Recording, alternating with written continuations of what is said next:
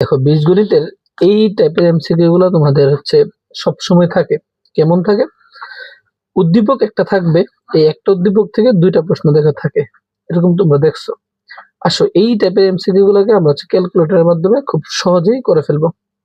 ফার্স্টে তোমাকে বলছে যে p - 1/p = 7 হলে p + 1/p হোল স্কয়ার সমান কত? আরেকটা দেখো p/p² - 60 - 1 = কত? এই প্রশ্নগুলো বলছে। আমরা আসলে প্রথমটার দিকে তাকাই। উদ্দীপক যেটা আছে তোমার কাছে সেটা তুলো। p - 1/p, আমরা হচ্ছে আমাদের তো p নাই, আমরা হচ্ছে x তুলবো।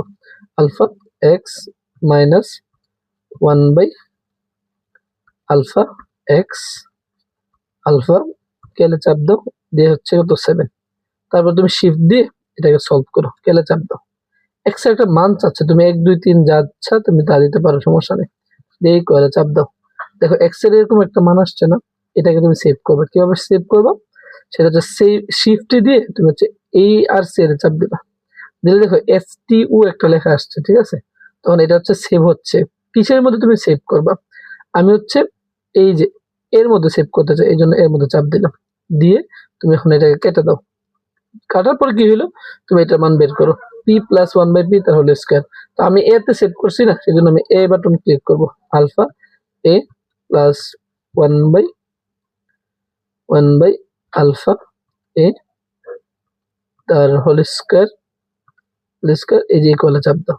দেখো 53 আসছে না? আনসারটা হচ্ছে 53 ক। এটা গেল। ঠিক 2 নম্বরটার দিকে তাকাও, p/p² - 60 - 1। তুমি তো কিসে করছো? তুমি তো এই এতে সেভ করে রাখছো, সেজন্য তুমি আলফা দিয়ে এই এতে প্রেস করো। তারপর হচ্ছে p² মানে হচ্ছে a² চাপ দাও, আলফা a তার স্কয়ার মাইনাস হচ্ছে 6p মানে হচ্ছে 6a দাও, 6a মাইনাস হচ্ছে 1 এ চাপ দাও, দিয়ে ইকুয়ালে চাপ দাও। দেখো আনসারটা আসছে কত? 1 আসছে না?